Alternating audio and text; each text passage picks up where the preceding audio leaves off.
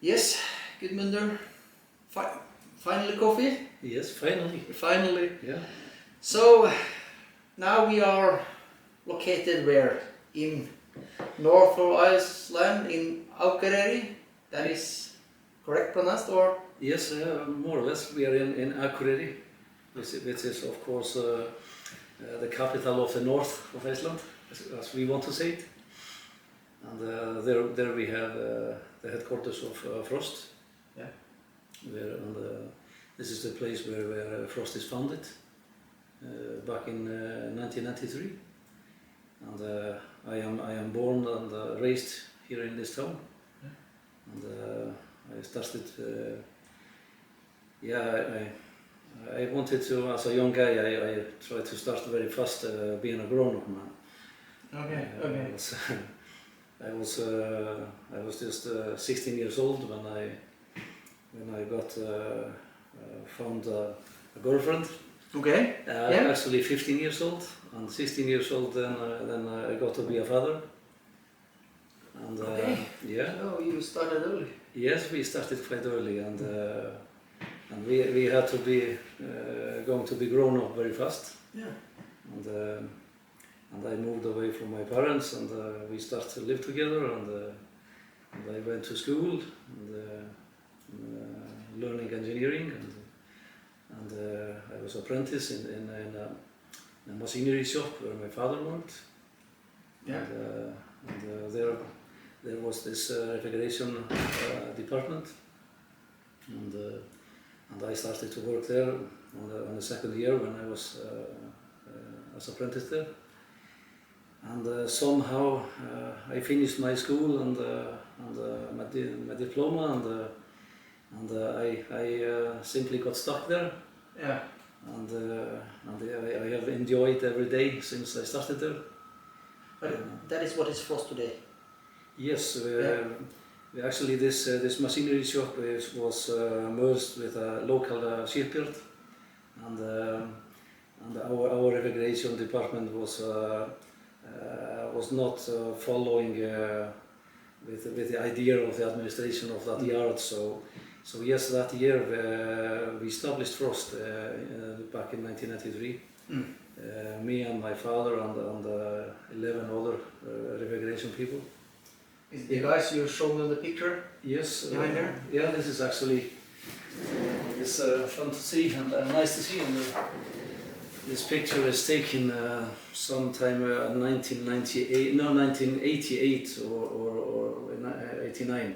And this is my father here and the colleagues too. And three of those guys are founders of Frost with me and some others. Yeah. So, and actually this guy and me, we are still working in Frost. Yeah. I met him. Yeah, you met him today. He was Yeah. sitting with you here. And, But the chiller you have behind there, or the aggregate, or what you would like to call it. Yes, yeah, it's a chiller. Chiller, yeah. Yes, and this was I think the first chiller unit which was built in our workshop here, and it was a great success, and we built quite many of them here. So this was a nice time. And this one ended up it ended up in New Zealand. Mm-hmm. It's not so far away, is it? No, not so far away. Not at that time yet. Not at that time. Yeah. So, but a lot has happened since the end of the 80s, beginning of the 90s. Yes. You are now very active, not only on Iceland, but you are working more or less global. Is that correct? Yeah. Yes, we do. And actually, from the first days of Frost, we have been very, very active all around Iceland. And actually, then after in the first years, we were starting to work abroad right away, and we were quite much in servicing fishing vessels. And they needed service down in Canada, in Norway and Faroe Islands, and we were going into yards in Poland, Portugal, China, in Chile, and even in South Africa. So this started very early. Yeah. and Frost had right in the beginning we were both in Akureyri and also in Reykjavik, and now we have a branch in Denmark also, with technical people. Yeah, in Kolding. In Kolding. Yeah. And also in Selfoss, that is east of Reykjavik. Yeah. And there we have service people for the south coast of Iceland. So there have a lot of things happened through the years.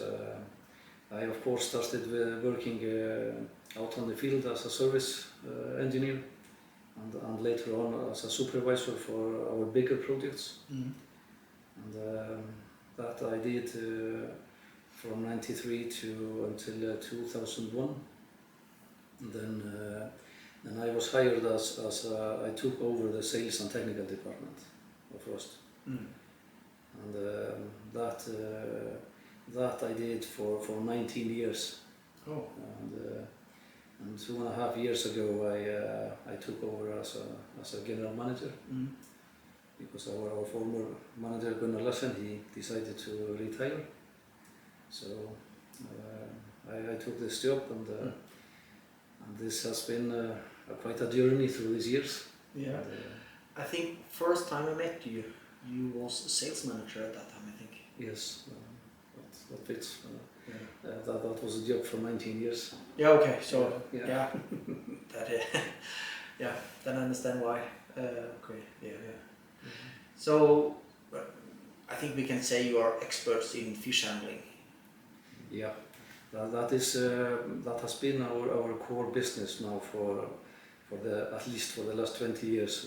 It has been more or less 80%, I would say, of our turnover is based on service with fish, both land-based and on marine.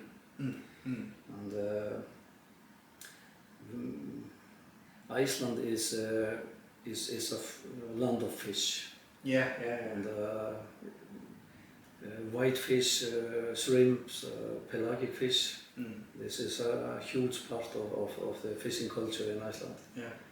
And we have participated and worked with these local fishing companies, studying and trying to make the best solution out of each product. And we have built it up a huge fish factories here. For a long time, in 1996 we built the biggest pelagic factory here in the North Atlantic. Okay, where was that? That was in Neskupstaður in the east coast of Iceland. Okay. In '96 this was a factory, automated factory with a capacity of 400 tons per day of pelagic fish. Yes. And this is 27 years ago. Yeah. And the development of that has been huge since then. And today we have built it, I don't know, I don't have the numbers of how many pelagic factories we have built it in many places in the world. Of course many here in Iceland. Now with capacity from 300 up to 1,000 tons per day. In Faroe Island we built it the biggest pelagic factory in the world. The basic design of the factory is for 1,800 tons per day. But it is equipped for 1,300 tons. But this is an enormously big factory. Yeah. So how many meals are that? You're not counting on that? No, this was not a fair question. I have not. I understand. But it's more than you can. Yeah. It also depends on the size of the program as well. Of course. Yeah. But it's a lot of fish. Yes. It's a lot of fish. Yeah. And we have built a factory like this also almost done with Japan. Yeah. On the Kuril Island rig. It's an island called Sikotan. But they have really focused on quality. Yes. They are really, what can I say, focusing on, what can I say, the perfect fish. You cannot come with this, what can I say, call it a second product. It's absolutely not.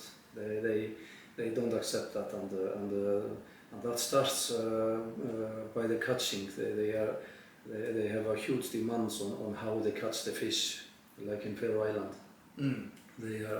They are fishing with 3 boats. There are 2 boats towing the troll, and then they have the vacuum pump in the end of the troll, and the vacuum up to the 3rd vessel. So there will never be a pressure on the fish. Oh.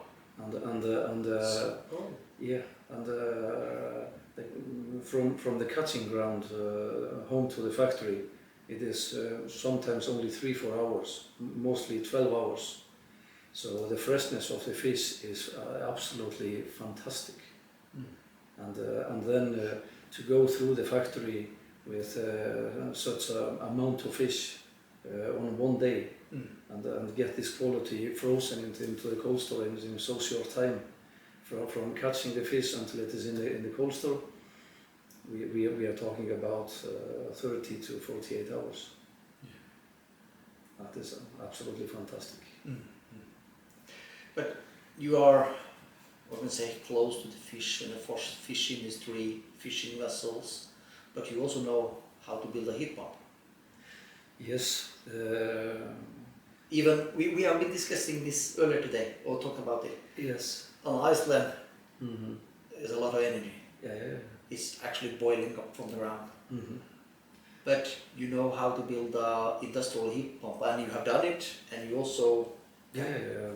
We have done this in colder areas like in Faroe Islands. For this big factory I just spoke about. Of course, we are utilizing the heat from this freezing system, and we take all the waste hot seawater from the condensers, and we are boosting that up, and we are heating up all the facilities this factory has with a heat pump. We just in the middle of the COVID. Then we were rebuilding the biggest whitefish factory in Newfoundland in Canada, and there was a huge demand on utilizing the energy, and it is. I am proud to say that from the old system which we took down, and we built up a completely new freezing plant. With a heat pump to utilize the heat. I observed this factory for 9 months after that I started it up again. And average electrical saving on the electrical bill was 23% average per month. That is, so that is quite a good achievement. And of course the customer is very delighted. So Frost are prepared for the boom that we are waiting for, are coming for industrial heat pumps. Yeah, I would say so. Yeah, it's not only the fish, but you know how to also work with other things. So yeah, you have a wide. Absolutely. And you also, I think you also are active in supermarkets or. Also? Yeah. Iceland is 2 small countries, so that you can only do something one. We are the nature of our business is from supermarkets and even the fridge for your home. We do that also, and up to dairies and meat factories and warehouses and the fishing industry. Everything is and the pharmacy industry. Everything is related to what we do. So we service all these divisions. Yeah. And you've also been working with huge trawlers, I know. Yeah. Factory trawlers, and we have one of the biggest in the world. Yeah, absolutely. And just now, for the last 5-6 years, Frost has been designing and delivering systems for 25 new building vessels. And then of course we are rebuilding old vessels from old F-gas systems to ammonia or some other solutions which are fitting for each solution. So yes, we have done new buildings with CO2 cascade systems for factory trawlers with up to 400 tons per day. So you are prepared for the future and natural refrigerants? Yeah, absolutely we are. Yeah, I can hear that. If I ask you, who are Guðmundur Hannesson in private? I know you like things that have a combination with the engine in some other way. Yeah. Motorcycle or yeah. Yeah. With Guðmundur, this is a good question. As I said before, I started very young. I became a father when I was 16 years old. Yeah. And I still have my same wife. Yeah. And we were very lucky. We had 3 children, all healthy and grown up. And today I have 7 grandchildren. Oh. And I am only 53 years old. Yeah. And I will have grandchildren number 8 after maybe 1 week or 2 weeks. Oh. So yeah. So I have a very big family. Yeah. And I'm very lucky with it. Yeah. And from time to time you want to be with yourself. So I have a snowmobile and I have a motorcycle, enduro motorbike. Yeah. Which I have very much pleasure of going out and have a spin. Yeah.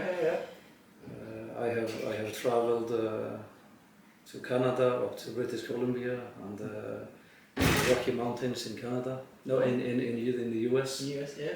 And for snowmobiling, up to 10,000 feet, and with the most powder snow I have seen in my life. And this is absolutely fantastic. Yeah. And I do a lot of snowmobiling here in Iceland with my friends in the winter time. Here in Akureyri, it is fantastic to live in Akureyri for a sport like this. As I told you before, I have my private garage for my toys. Yeah.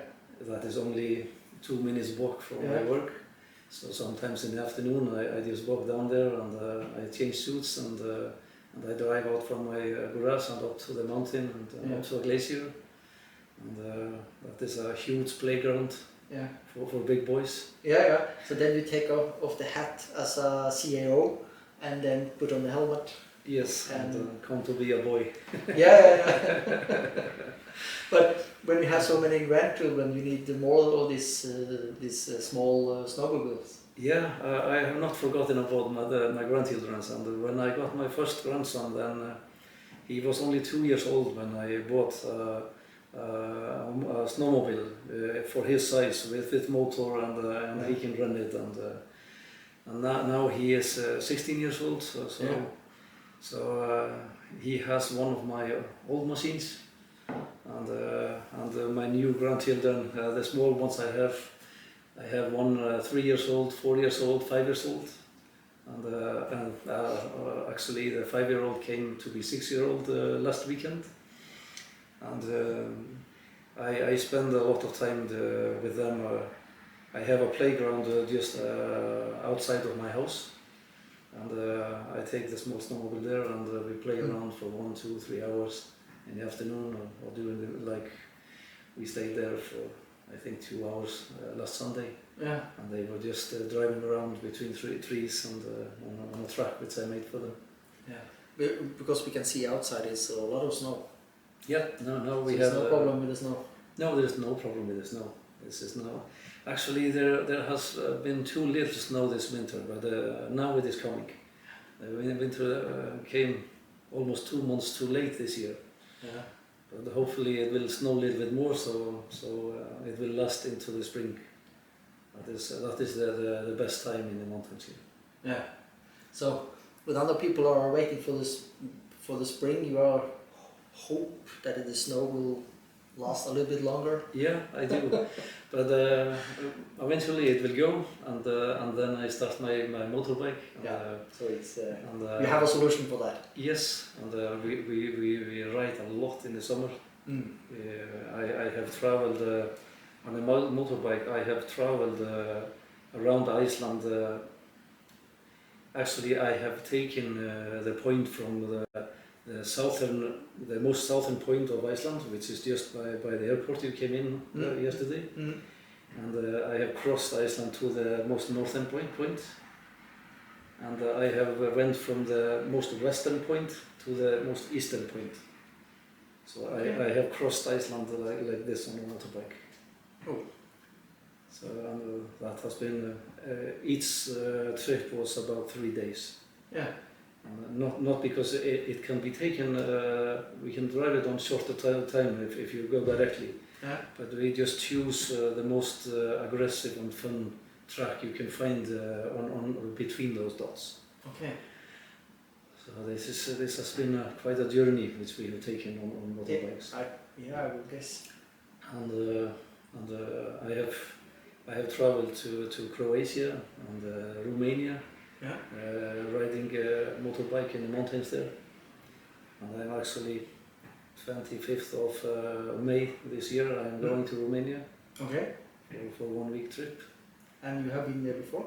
Yeah. Yeah, so you know the area and you know... Yes, we almost don't need guide there anymore. So, but it's amazing landscape there for motorbikers. I didn't know. No. This is, we have traveled from Serbia up to Transylvania. Yeah. I have slept in Dragula Castle. Yeah. And been riding in his mountains. And it is really fun to be there and knowing of this history and the myth of Dragula. So yeah, it's an amazing area. You go between. Up in this area, when you land in Serbia, you land in similar situation as in other cities. Then you ride your bike for 2-3 hours, and you go 50-70 years back. And when you go up in the mountains there, you see a group of cows. 20 to 50 cows, and there is one guy watching them. Oh, you hear a snowmobile passing by. Yeah? Yes, one of my friends. Yeah. So maybe we cannot sit there any longer now. Maybe you need to go out and start up? Yeah. Maybe not today, but definitely tomorrow. Yeah. Yes, because the weather will be like that tomorrow. Yeah. I believe my friend is just going for a spin here, adjusting his clutches and having everything ready for tomorrow. Yes. Very good. So, but it's very interesting to be here. Yeah, thank you for coming. Yeah, thank you for inviting me. So it's very interesting, and we can see all the project you are working with and what you're doing outside here in your when you are trying to clean your head from all these projects and all this. Yeah. I think that is the big key of having. I'm always excited for every day to waking up and going to work. And even though if it is from time to time stressful job, then if you go up to the mountains and clear your head and forget everything only for 2-3 hours, then you reload. Yeah. So somehow this keeps you lasting with full energy. It is fantastic. Yeah, I could really guess. When you see the mountains over here, it's also. Yeah. But I think 2-3 hours on a motorcycle up there, I think it's easy to, what can I say, rest when you come home. Yeah. It is easy to go to sleep. Yeah. It doesn't take a long time. No problem. You normally miss the news. Yeah. Yeah. Yes, thank you for the coffee. Yeah. Thank you for the time. Very good. So hopefully I will be back. Yeah, absolutely. Not 3 years, 2-3 years next time. Hopefully it's only half a year or something. Yeah. So thank you for coffee and Thank you very much, and bye-bye. bye-bye.